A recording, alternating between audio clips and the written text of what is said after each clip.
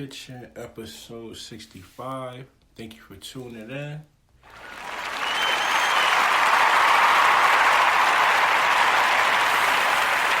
Before I start the show, I want to give a special shout out to Jamaica Wallace out in Nevada, Las Vegas for donating $15 to the show. I appreciate it.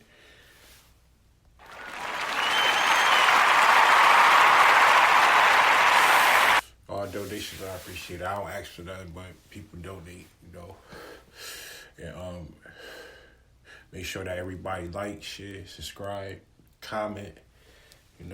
Everything helps. Try to get my followers. I just hit 25,000 views on all my shows. That's 65 shows. That's why it's my 65th show today, but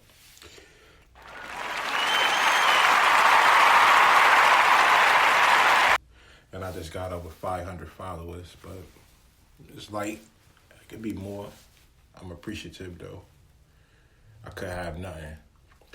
But shout out to my sponsors. Shout out to 48 Hour Records. Shout out to Girls and Pistols Production, Hartford, Connecticut. Shout out my nigga 80, Comp, Fink, P, Rich Kid, all my niggas. Shout out. Shout outs to The Good Chef. Check him out on IG. Check his menu. Food Banger. Check out his IG cooking channel. It's on IGTV. It's coming soon. The Good Chef. Remember that name. He gonna be doing big things soon. Also, shout out to Shy Works in Brooklyn. Check her accessories and shirts. Zodiac, she do her thing. Phenomenal woman. Check her out. Check out her clothing, Brooklyn, New York, whenever y'all out there. And also check out on Instagram, Shy_works. Get to her. Shout out to the Tobacco Shack, Windsor, Connecticut. Go check out their bar and lounge. Food banging, drinks good, you enjoy yourself. And shout out to Island Vice Cuisine on 675 Lewis Avenue. Also go check them out. They got all the Caribbean and Jamaican food that you can eat and want. Go check them out, and it's worth it. But today's topic on episode 65, we're going to talk about a kid named Robert Yummy Sandifer. He was from the south side of Chicago, the Rosedale section of south side Chicago. He was killed at 11 years old in 1994. He was only 11 years old. And the reason why I'm doing this story is because there was a lot of conflicting interest in this. There was a lot of conflicting stories to this as well. Some say he was good, some say he was bad, but he was only 11, and he got gunned down as well as a young lady that they try to say that he killed, and her name was Siobhan Dean. And I watched, I did some research on it yesterday, but I watched it the day before. I had to watch it 3 times to really grasp what's really going on in Chicago and this shit. So think about it. That was in 94, and they still killing dudes. They still got 300-400 murders to this day.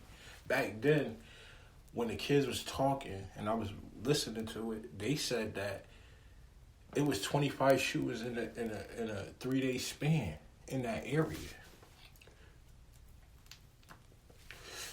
Now, this is where the story becomes conflicted, okay? All right, the kid, Yummy. We just going to call him Yummy. His real name, Robert Sandifer, but we're going to call him Yummy because that's what he was known by. His grandmother, aunts, kids at the neighborhood, everybody called him that. All right. So, as a kid, at 22 months old, he was beat and had cigarette burns on him. They didn't even want to take him to the hospital. You know what I mean? That's crazy. How you don't want to take a 22-month-old kid to the hospital? Damn near 2 years old. You don't want to take him to the hospital because he got cigarette burns. Then they released him back to his parents.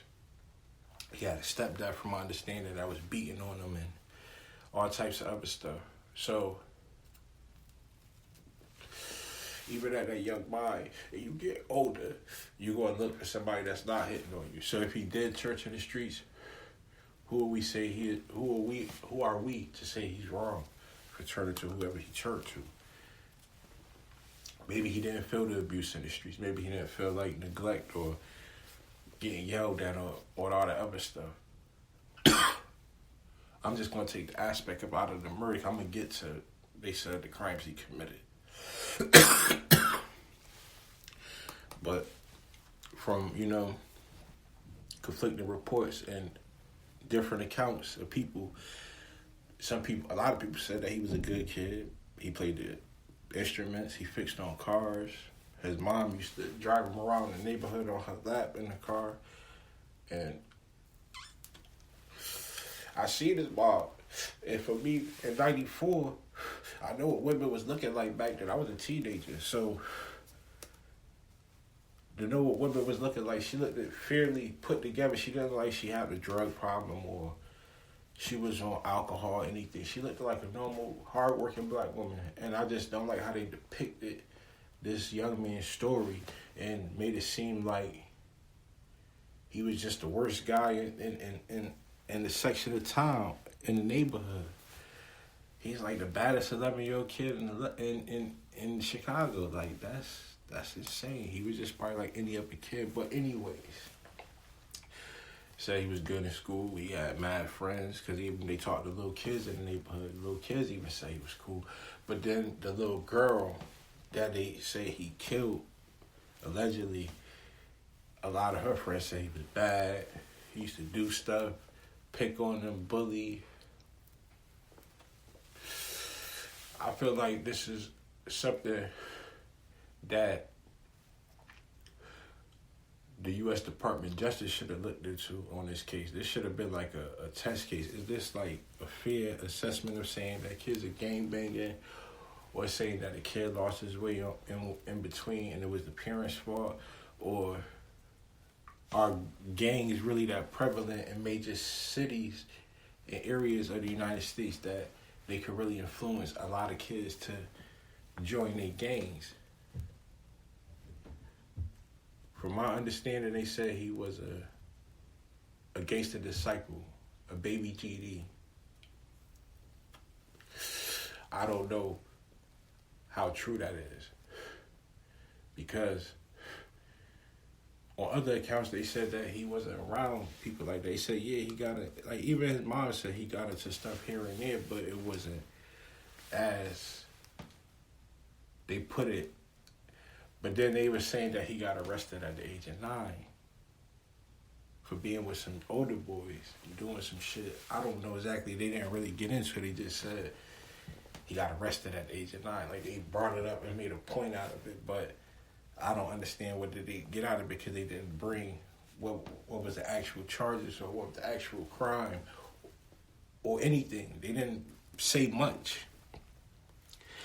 And is it a fair assessment to say that it was a lot of crime in the area anyway? Because some of the girlfriends that the kid they say he shot, the girl, her friends were saying that they always heard gunshots every day, even prior up to the little girl getting killed that night.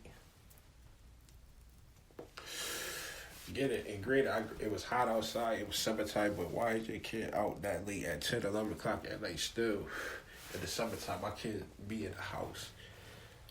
Especially a little girl. Get in the house. It ain't much to be outside that time for.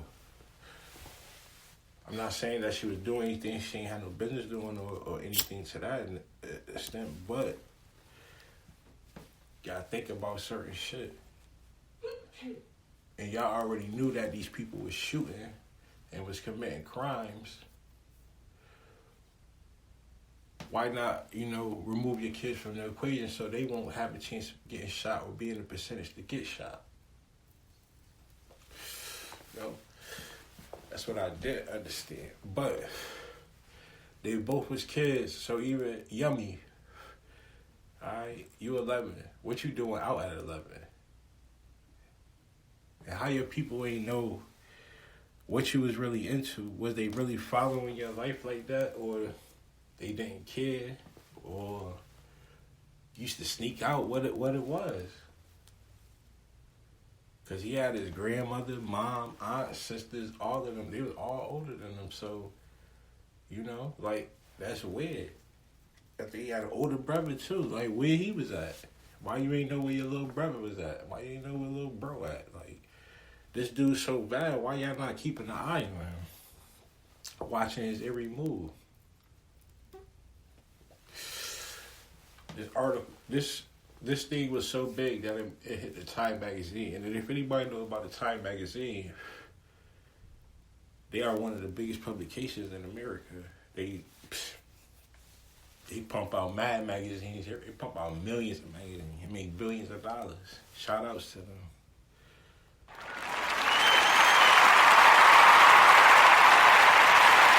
Yeah. You know? And truth be told, they did a good job with the article, but I don't feel like, to me personally, I just don't feel like the kid did anything, because it just, like, it don't add up.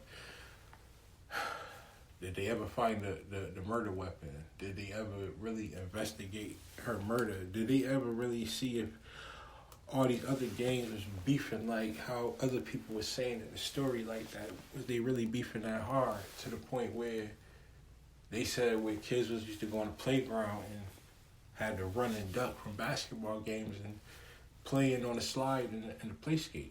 That's retarded. Like, if y'all knew that, why y'all wasn't combating that crime or doing anything about it?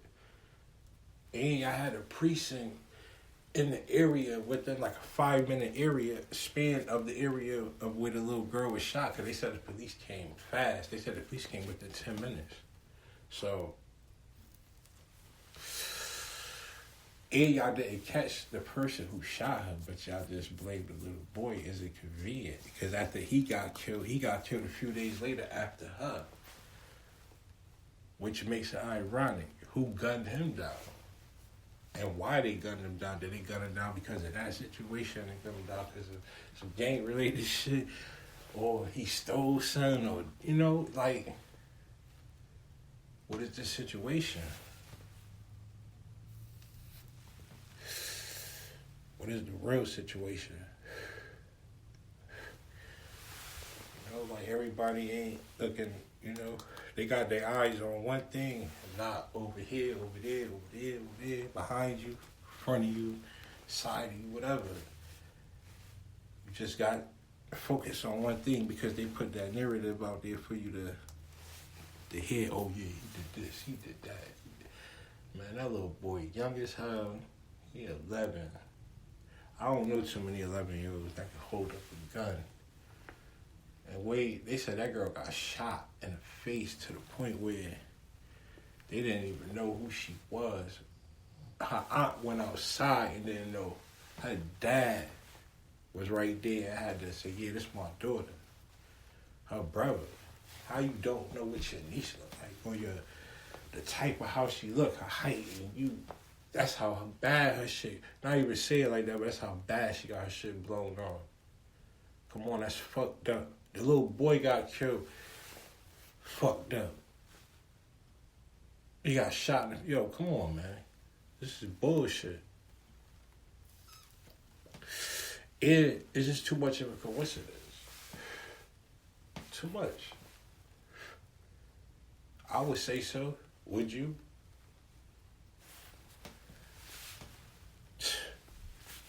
That don't make no sense. It don't make no sense at all. I feel like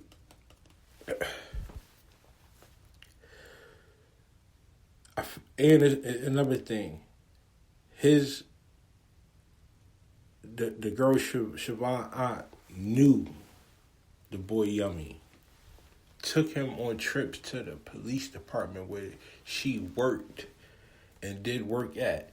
So she felt like this little boy was a problem. She could have been got him dealt with police officers and juvenile and all of that shit. Don't you think?